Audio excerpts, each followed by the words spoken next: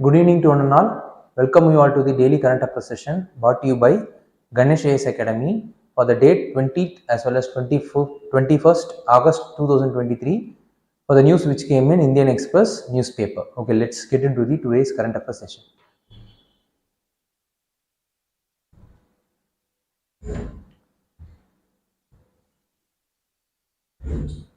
Investment. Then the news which we are going to see now is the news related to the investment. Okay, according to the news which came in the Indian Express newspaper, it is given that according to the RBI report, nearly 57% of the share, which that is share in the sense the capital expenditure approved or linked with the banks and as well as other financial institutes has been gone to the 5 states only. That is, the 5 states are Uttar Pradesh, Gujarat, Odisha and the Maharashtra, then Karnataka. These are the top 5 states where the approved projects or the projects which is going to get implemented. Project means it is related to the expenditure in terms of capital, that is capital expenditure, which has been approved or given support from the banks as well as financial institutions. Such kind of capital expenditure, out of the 100%, nearly 57% has been gone to these top 5 states. And then the bottom 5 states are Assam, Goa, Kerala, Haryana, West Bengal. From this itself we could able to see that even though the capital expenditure has been happening in India, but one of the lacuna is that there is regional inequality in terms of investment. This is what the news brings about, and what the officials have said is that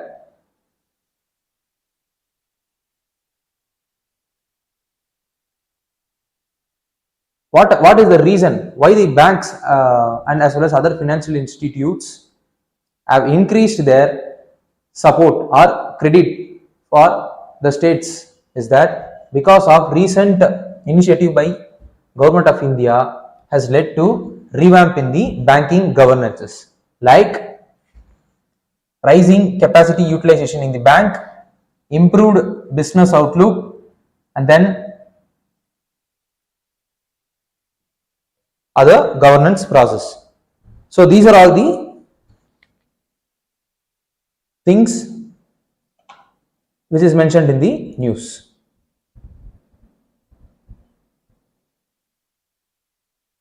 And how that suddenly the capital related expenditure has picked up is based upon the initiative done by the government has pioneered after the post pandemic activity by investing heavily in the capital infrastructure. As a follow on effect, it is rippling, or it is right now அது வந்து இப்போ government பண்ண ஒரு public expenditure பாத்தீங்க அப்படின்னா அதோட விளைவு now it is setting the base for the private capital expenditure could be made. So these are all the things which came in this news. So okay, let's look into how the news is related to civil service examination. The news is related to GS3 economic development under a subtopic called Indian economy and issues relating to planning, mobilization of resource, growth, development as well as employment. So under this topic only the news will be coming. Okay, we could able to see that there is a rise in or pickup in the expenditure, particularly the capital expenditure activity in India on the account of the support or the initiative given by the government's public expenditure. Okay, how and what impact does this investment could cause in an economy is that because of increase in the investment, there will be an increase in the production. Increase in the production means increase in the profit as well as increase in the employment. The profit will be going to the organization and the employment generation will be leading to increase in the wage or income rise. If there is a rise in income of every individual means, then proportionally the tax which the individual is paying to the government will also get increased. So profit as well as the income tax by the individual will be increasing the revenue earning of the government. Second is, as I said, whenever there is a kind of infrastructure or investment related activities going on in an economy means there will be increase in production, then it will be leading to increase in employment, as a result of which there will be a growth in an economy.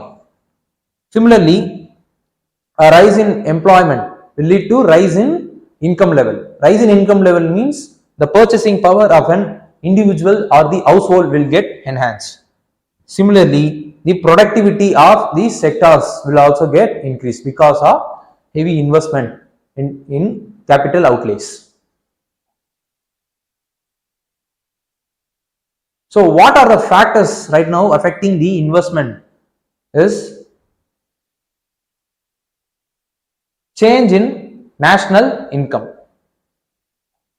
Okay, if the particular national income is getting depreciated means it will give a shock vibe for the investors. So investors will be hesitating to invest in an economy. So this kind of change will impact or affect the investment in an economy. Second is inflation. Whenever there is rise in inflation, there will be resistance from the consumer to purchase. So it will lead to reduction in demand. Reduction in demand will lead to reduction in production. Reduction in production will automatically enable the withdraw or cut in the investment.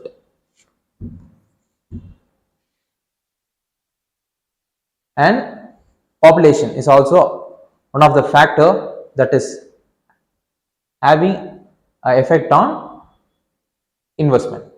Fourth is the fiscal policy or the tax rate. If the fiscal policy or the tax policy made by the government of India is feasible or conducive for an investment means, then the investment related activities will get enhanced, or else it will be affecting an economy. How investment are classified is that they are classified into two types. First is debt investment. The debt investment is again classified into public investment as well as private investment. Public investment is the investment done by the state. Private investment is the investment done by an individual or organization other than the state. And equity, second type of the investment is equity investment, and it is also been classified into two types: public equity investment, then private equity investment.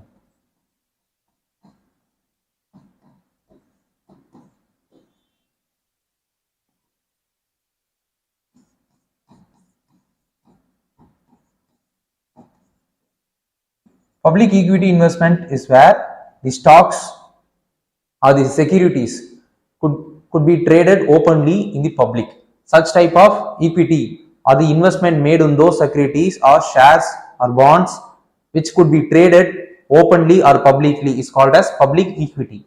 Second is private equity. There are certain section of shares, bonds or securities where individual could not able to participate because of the heaviness or the huge amount of transaction that particular security or the shares hold. Such kind of securities or shares or bonds which is not traded publicly or where the individuals could not able to participate freely, such kind of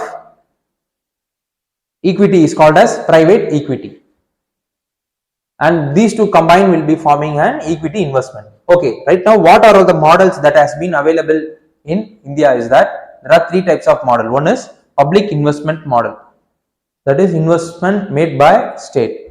Second is private investment model, investment made by private. Third is public-private investment model, where both the state as well as the private will be joined together to do an investment.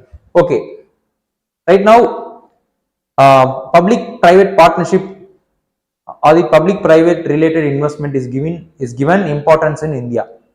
It has also some issues with it. What is it? That is, it has issues related to accountability, because whenever two that is state as well as a private entity are joining means and they are going to implement a particular program or a project means, then there will be more number of responsibilities will be shared between them, and there are certain sections or gray areas where there will be a gray areas where the accountability that the common or the beneficiaries could not able to know who would be the responsible for this component of this project. Such kind of scenarios will be arising in the PPP model, and it will be soon it will be leading to accountability issue. Who is the responsible for this kind of project or this component of the project? Means there will be some question mark will be arising. Second is focus on efficiency, not on outcome. So whenever the investment is made by private or private individuals means, they will be focusing more on profit. So they will be, so that their process will be more oriented towards efficiency rather than the outcome of the project. Third is conflict on the purpose.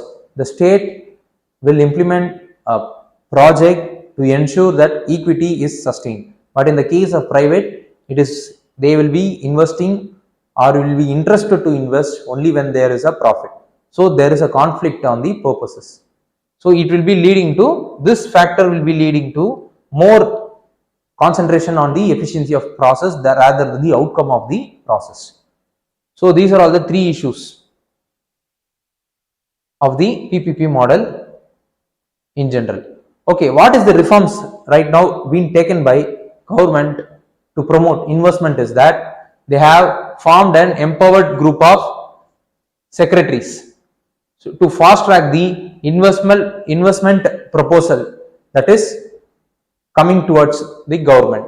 Second is product linked subsidy scheme, by giving subsidy through the credit as well as in the form of investment. Government is trying to promote investment in different sectors. Third is under Make in India initiatives, there are certain governance related easiness and also the ecosystem, the production related ecosystem easiness is also being made under the Make in India scheme, so that the investment could be made to boost the manufacturing in the economy. Fourth is investment clearance cell. A dedicated investment clearance cell is being made or formed in each department to fast track or clear the investment related proposals or issues. So what needed to be studied further is, we should know about what is FDI and what is FPI and what is the difference between them. Second is, we should know about the trade policy as well as economic policy of India. Third is, we should also know about the World Trade Organization. So these are all the things which we needed to be aware of. Okay, let's discuss about the UPSC previous year prelims question. With reference to foreign direct investment, which one of the following is considered its major characteristic? It is the investment through capital instrument, essentially in a listed company. It is a largely, the first statement is wrong. It is not essentially in the listed company, it is other than listed company, it's also foreign direct investment could be made. It is a largely non-debt creating capital flow. Yes, it is largely non-debt creating capital flow only. That is why government is promoting foreign direct investment in India. Okay, let's read C and D and we'll come to a conclusion. It is the investment which involves debt servicing. No, it is not an investment related to debt servicing. It is the investment made by foreign institutional investors in the government security. No, it is entirely different concept. The foreign institutional investors are the institution from other countries, are the foreign countries who will be investing in India. In the Indian securities or stocks. So the D is also wrong. So answer is option B. Okay, this is what the analysis. This is what the analysis related to the investment is.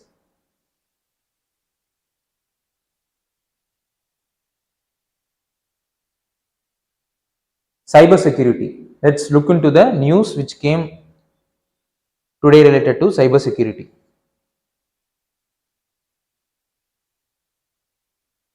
Modi at G20 meet works jointly on cybersecurity. Right now, because of the digital transformation in India and also across the globe, there is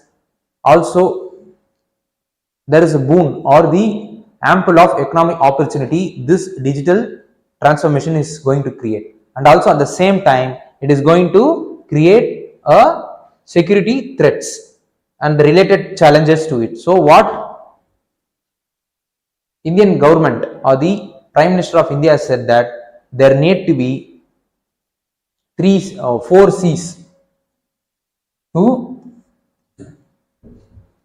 overcome or prevent this kind of security threat.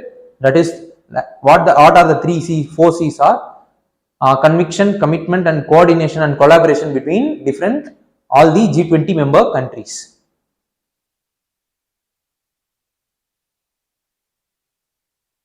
So,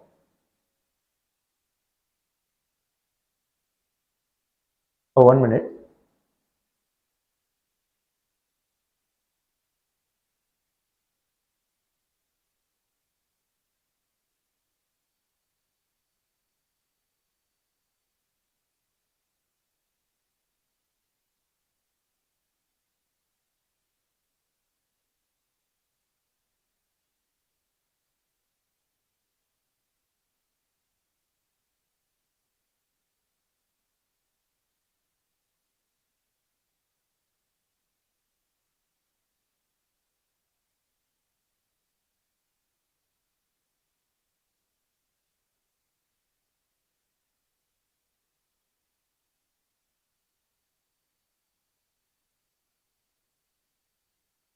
Okay, let's go into it.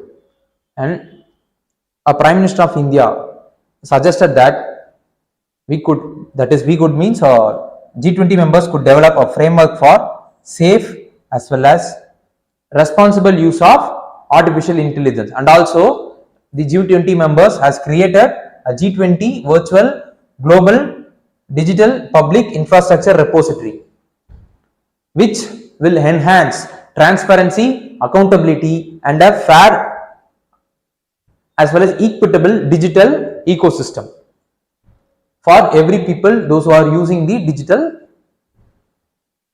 means. And India's transformed the country into a digitalized economy because of major initiatives like Aadhaar, where nearly 1.3 billion people are having a unique identity number, and the UPI system which sees nearly 10 billion transactions every month, and 45% of the real-time global real-time payments are taking place in India because of the UPI system. And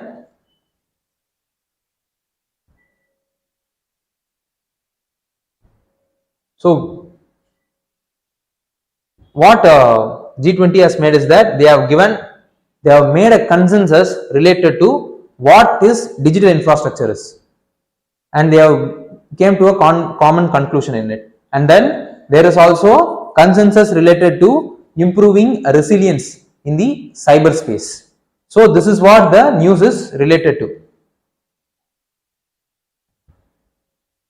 Okay, how the news is related to civil service examination is that it is related to UPSC exam in GS paper 3 under basic of cybersecurity under the major topic called internal security. So, okay, what are the cyber challenges that is facing India and also the overall global is that first is the ransomware attack.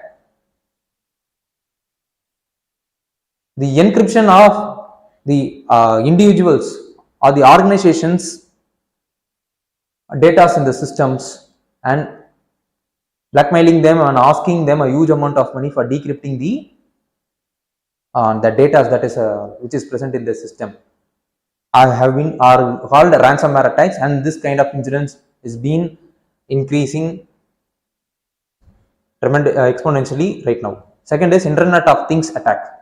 Internet of Things means the digital or electronic equipments which could able to communicate between them.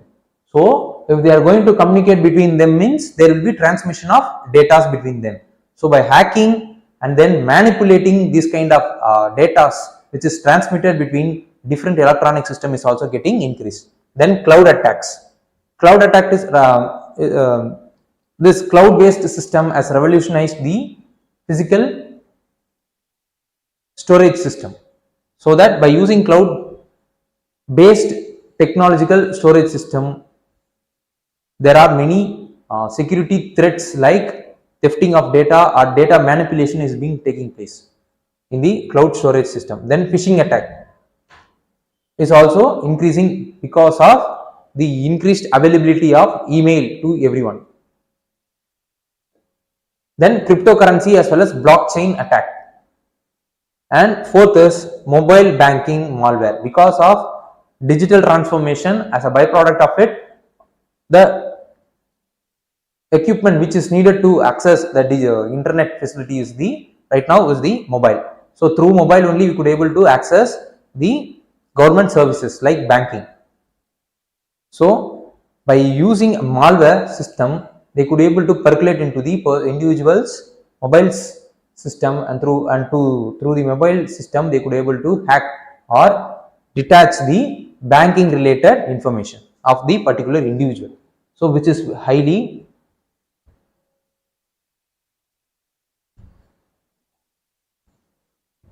dangerous. Third is insider attacks. These are the above threats which we have seen are the threats which arises from the external environment, but there are threats which comes from inside, that is the employee who is working in an organization.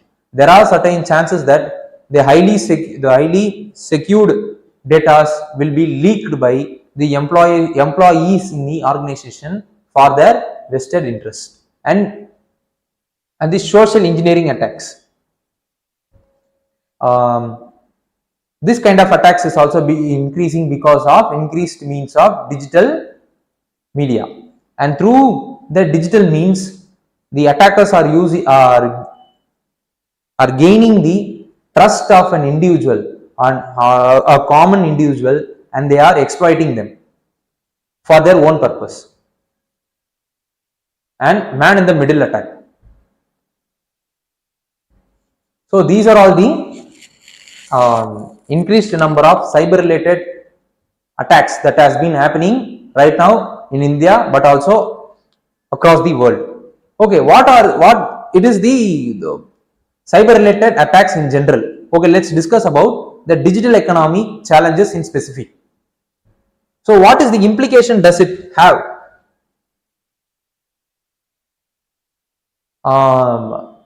Does an economy have, or what are the challenges does an economy face when it is getting digitalized? That, and there will be increased privacy related issues will be taking place. Third is because of lack of accessibility or lack of connectivity or lack of literacy related to digital knowledge, there will be exclusion of the people in the governance related process, and the accessibility to the governance related process will be taking place.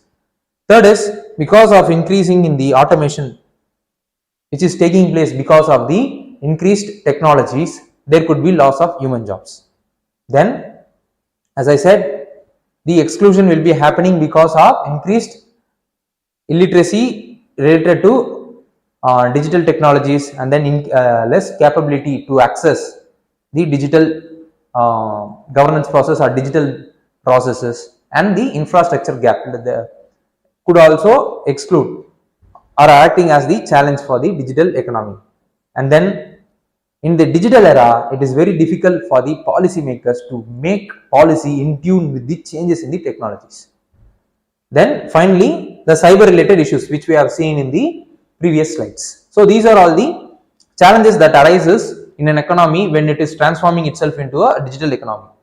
Okay, what are the opportunities of the digital economy is that it could able to reach so by closing the infrastructure related gap and the skill as well as capability related gap, the potential the digital economy holds is very huge. It could able to reach the last mile of the country, and then because of the increasing in digitalization, the productivity of the process could also get enhanced, and then because of increasing in the productivity as well as efficiency, the savings or the factor cost of the organization will get reduced, as a result of which the output product prices will also get reduced, the consumer will have the competitive price. Then it will enable the enhancement in transparency as well as accountability in the governance process. Then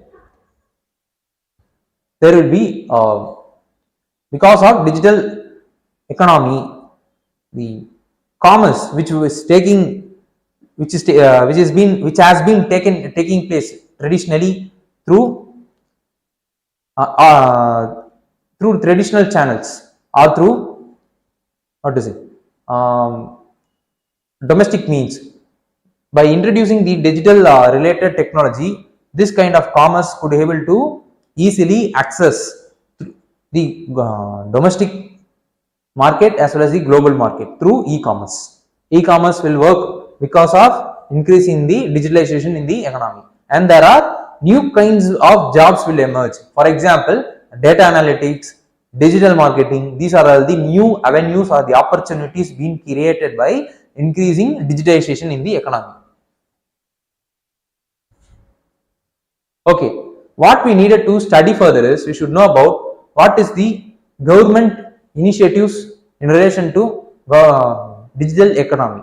Second is we should know about technologies like IoT, artificial intelligence, cryptocurrency, virtual as well as augmented reality, and then mixed reality. Third is the recent data protection bill which has been passed. Fourth is global effects to prevent cyber related as well as privacy issue. Fifth is we should know about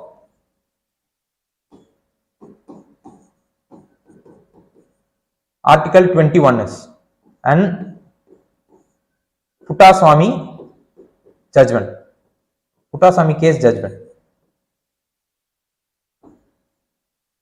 So these are all the other things which we need to know. Let's look into the news prelims question. In India, under cyber insurance or for individual, which one of the following benefits are generally covered in addition to payment for the loss of funds and other benefit? Cost of restoration of the computer system in the case of malware disruptions to one's computer.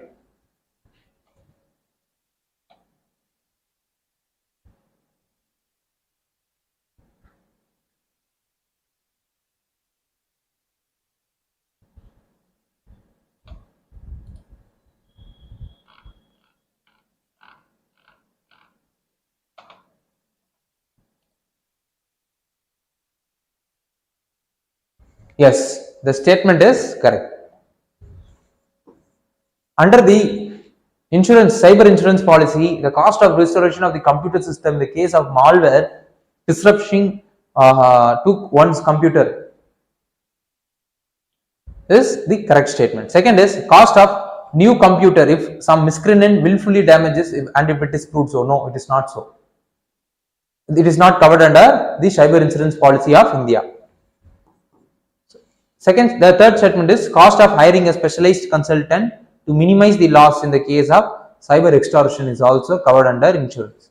Fourth is cost of defense in the court of law if any third party files a suit. Yes, it is also correct. So if we are eliminating option 2 means it is option B. Sorry, statement 2 means option B is the correct answer. So this is what the news holds and the analysis related to the cyber as well as digital economies.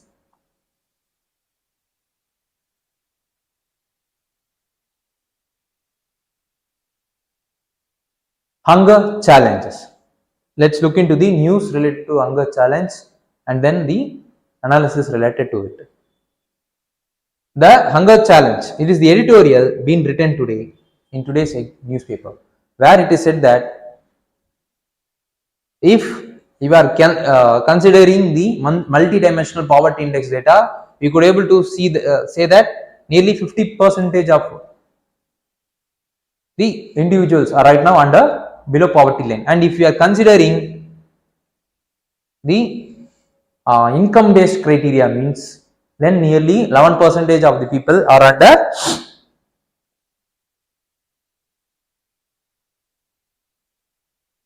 below poverty line.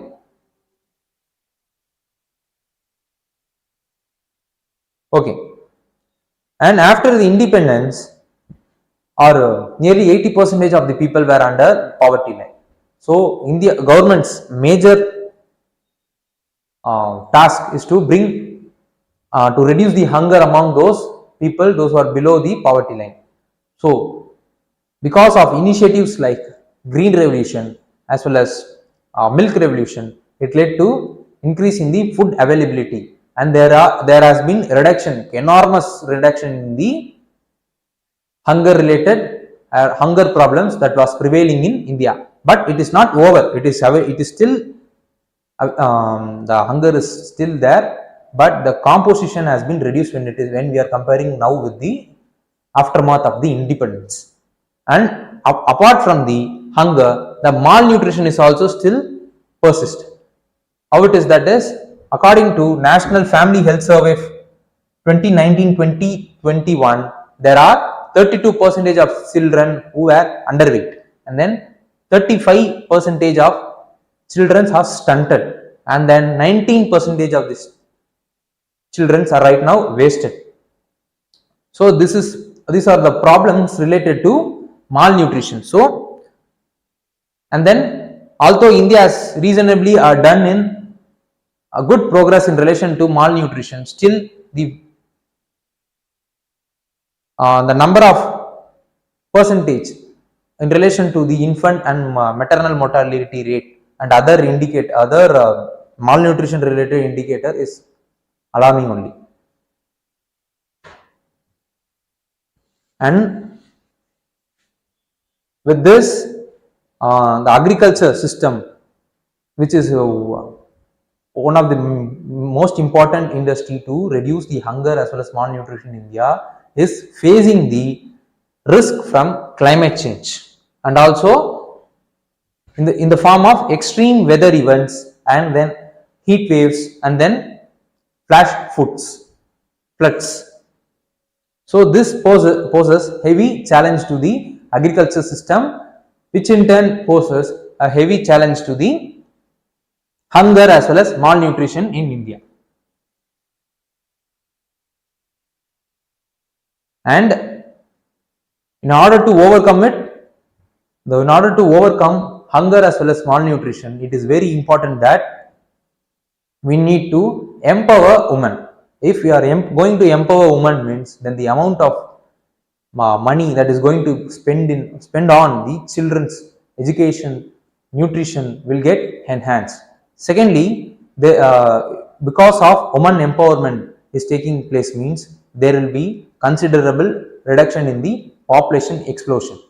So these are all the things which was mentioned in the articles which came in the today's newspaper. So what the author concludes is that the policy makers needed to access as well as enhance the livelihood of women, and also they need to think holistically for development of women, so that the issues related to hunger as well as poverty will get reduced. So this is what the news is related to. Okay, let's look into how the news is related to civil service examination. It is related to civil service examination under GS paper 2 social justice under a subtopic called issues relating to poverty as well as hunger. Okay, since the news is related to hunger as well as malnutrition, let's look into the causes for hunger in India. The lack of education as well as skill among the individuals will hinder them to have qualified employment opportunities or reduce the employment opportunities to them, as a result of which they could not able to gain or earn an income, which in turn reduces their ability to intake or buy the food products or the basic necessities, which in turn will be leading to hunger. And then environmental degradation. The environmental degradation is having the direct impact on the efficiency of the agriculture system, as a result of which the food production is getting affected. Third is inequality that is prevailing across the sectors as well as society. Then population rise. Because of increase in population, there is huge competition for the scarce resources. Then lower productivity in agriculture is also the main reason for hunger. Then underutilized resources. Then unemployment. It is self-explanatory, which I explained in the first point itself. And then climate related change. The climate related change is posing a direct threat to the agriculture system as the whole, in the form of heat waves, flash floods, and also deficiency in rainfall and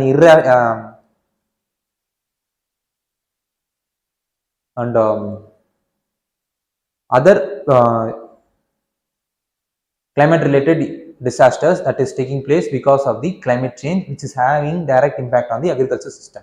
And then conflict in certain areas will reduces the standard of living in those areas, and then it will be leading to ஒரு நிலையில்லாத சூழலை உருவாக்கிடும், as a result of which there won't be any kind of production or the production related activities will be taking place. So it will be reducing the availability of food or the food as well as the employment opportunities in those regions. Then dirty water as well as unsafe sanitation will increase the disease among people, which in turn will reduces the intake of reduces the health of those individuals to intake the nutrition from the food. Then disasters. So these are all the causes for hunger in India and also in the global level. So what does the woman role in reducing hunger is that, as I said, according to FAO, Food as well as Agriculture Organization of the food under the UN, said that women will be spending more on food, clothing and education for children in the family if they have been empowered to earn more. Second is increased access to agri asset to the women will be leading to corresponding increase in the food supply in the system.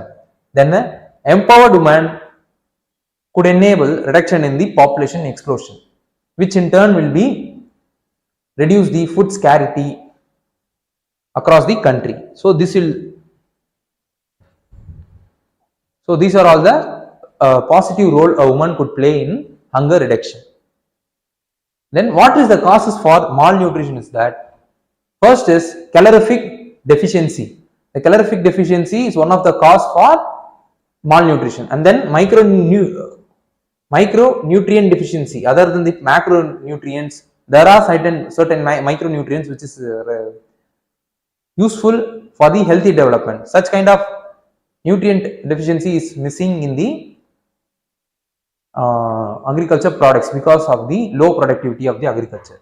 Then protein deficiency among individuals. Then disease. If a particular person has been infected by a certain dirty water or any other okay, 1 minute. If a person has been affected by disease, means that is because of lack of sanitary and then because of the dirty waters, the ability of his body to extract the nutrition from the food which he intakes will get reduced, as a result of which the malnutrition will get increased, and insufficient access to food. Then maternal as well as child care lagging, means there will be rise in malnutrition. So these are all the general causes for malnutrition. Okay, what are the groups that has been affected by malnutrition as well as hunger are, according to biological vulnerability, it is the infants and the preschool children, pregnant mothers, adolescent girls, as well as old people. These are all the persons who will be affected by the hunger as well as malnutrition. Second is, if you are considering socio-economic factor, then those are the person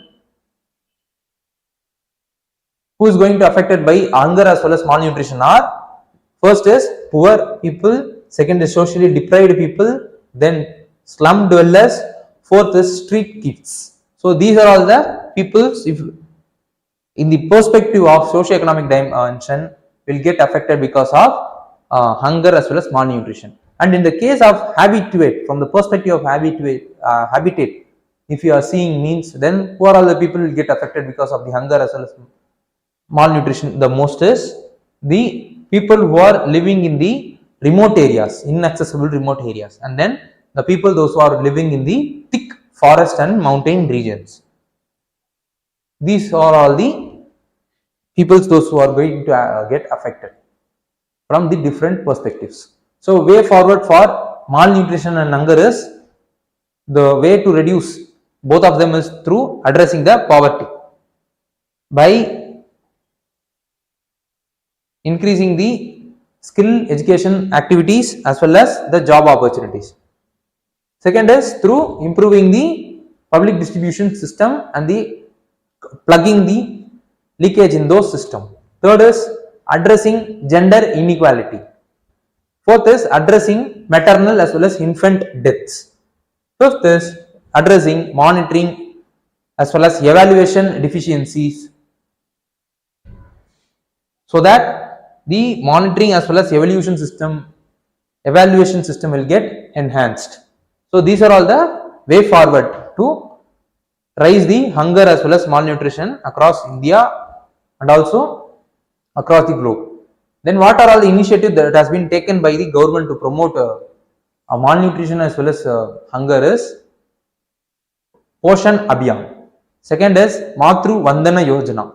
Third is food fortification. Then National Food Security Act 2013. Then Mission Indradhanush. Then Integrated Child Development Service Scheme.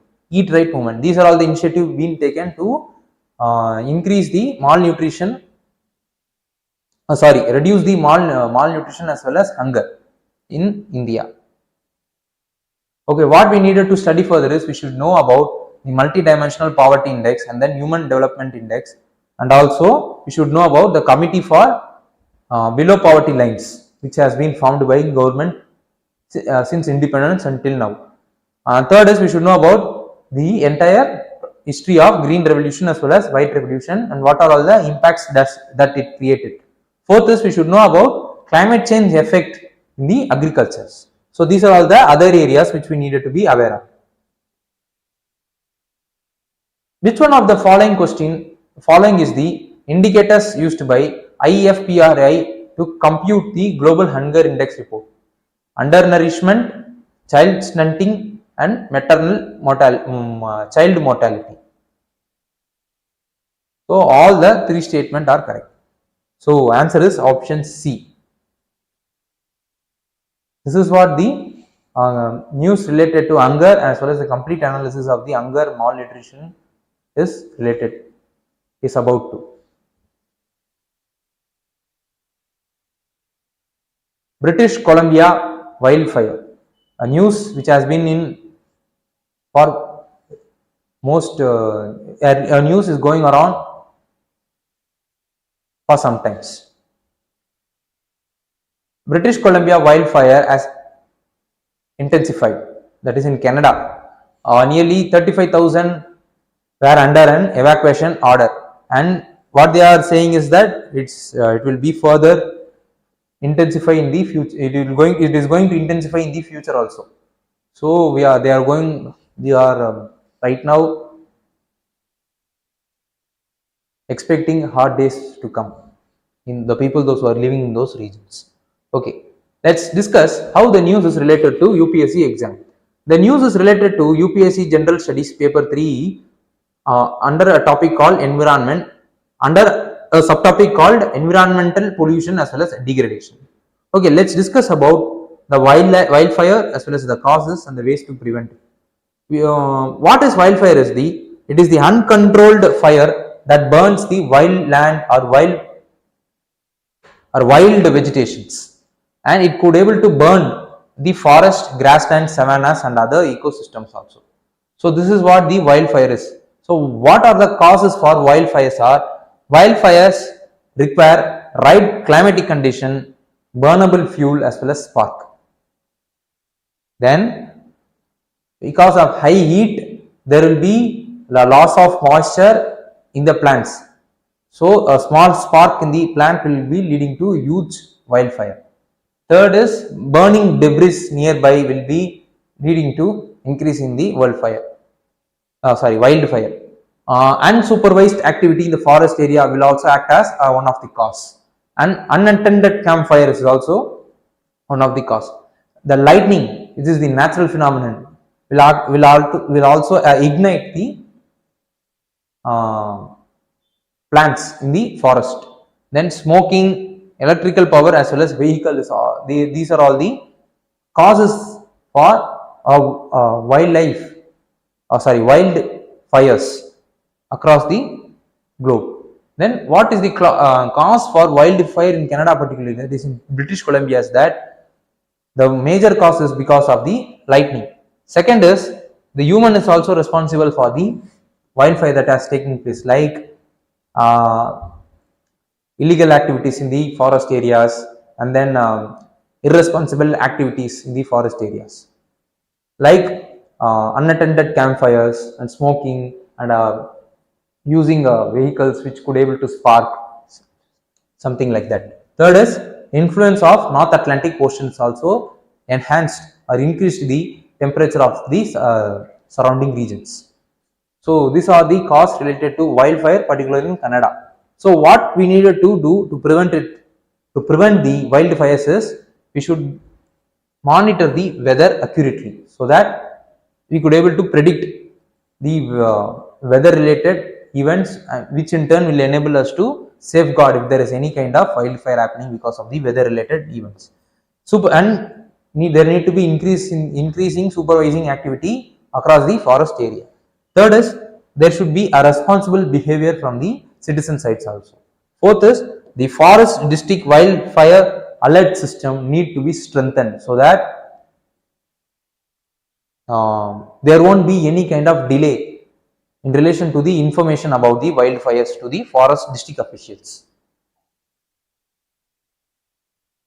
So what we needed to study further is we should know about lightning, its process as well as formation.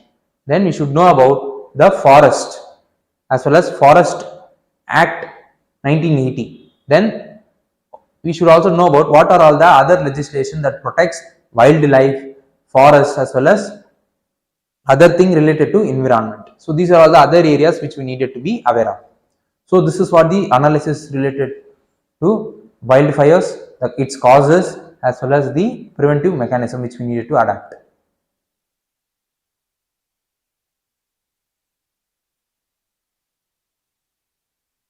inflation. The upcoming article is related to the inflation. Okay, the vegetable price, what the government official has said that will cool down in the next coming month, because the vegetables, most importantly the tomatoes, are the seasonal crops. So the crop might be less in or shortage in the production, but it will increase there will be increase in the production because of the harvesting season and also because of the sowing season of the rabi crops in the next coming cycle, agriculture cycle.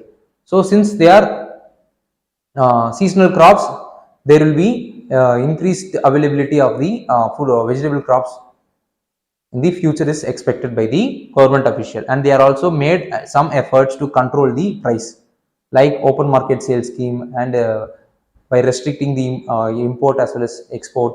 So these are all the measures which they have taken place. So this measure will reap future in some point in the future, in some point of time, which is going to come, which is what said by the finance ministry official. Okay, let's look into the how the news is related to examination. Under it is related to GS3 economic development under a topic called Indian economy and issues relating to planning, mobilization of resource, growth, development and employment. Okay, since the news is related to inflation, let's discuss about, more importantly, food inflation. Let's discuss about what causes the food inflation. Whenever there is less production in an economy, means there will be shortage of supply. Shortage of supply will be fueling inflation. Second is increasing in the labor as well as transportation cost will also enhance the food inflation. Third is increased population will lead to increase in demand. So it will also lead to demand related inflation. And then climate change will is posing a direct challenge to the agriculture production, which in turn reduces the supply. So it is also a factor. And then hoarding means padukal. Hoarding will lead to artificial demand supply imbalance in the economy, as a result of which inflation could be raised. Then land exploitation is also another reason. Similarly, supply chain as well as deficient rains. Deficient rain, because Indian agriculture production is more dependent on the monsoon rainfall. If there is any deficient in it, means surely there will be deficient in the production, which in turn will be increasing the inflation.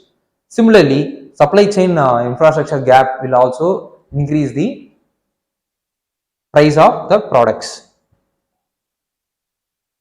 And then what is the effect of food inflation in the economy is that food inflation will be leading to increasing the hunger, and also it will be leading to increasing in the malnutrition, because of reduction in the purchase power of the people.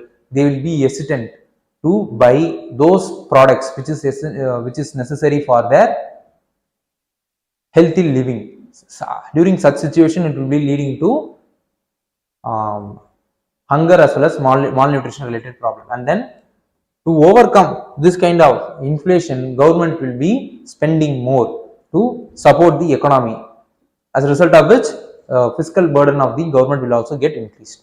And then since most of the agriculture products are the input for the industries, so it will be automatically leading to increasing the industry's output cost. So what are the government steps taken by the government recently is the banning of non-basmati white rice, so that banning of export of non-basmati white rice, so that adequate amount of domestic supply is ensured. Second is open market scheme to reduce the demand supply imbalance that is taking place in the country. And third is the onion duty. Right now, today's news is increased to reduce the export of the onion, so that the domestic supplies again will get ensured. Then supply chain related infrastructure deficiency is getting filled up or getting improvised because of increased government's capital expenditure. And then there are certain instances where imports from other countries are also made to reduce the shortage in the supplies. Okay, what we needed to study further is we should know about PDS system as well as minimum support price, and then inflation and the types of inflation in an economy, and also the GDP. So these are all the other areas which we needed to be aware of. India has experienced persistent and high food inflation in the recent past. What could be the reasons? Due to gradual switchover to the cultivation of a commercial crop, the area under the cultivation of food grains has steadily decreased in the last 5 years by about 30%. As a consequence of increasing income, the consumption pattern of the percentage people have undergone a significant change. The food supply chain have structural constraint. Which of the following, which of the statement given above are correct? So I want those students, those who are watching the session, please do comment the answer point for the news which we are, question which you are seeing right now on the board. So thank you students, these are all the important news which came in newspaper, Indian Express newspaper. So thank you.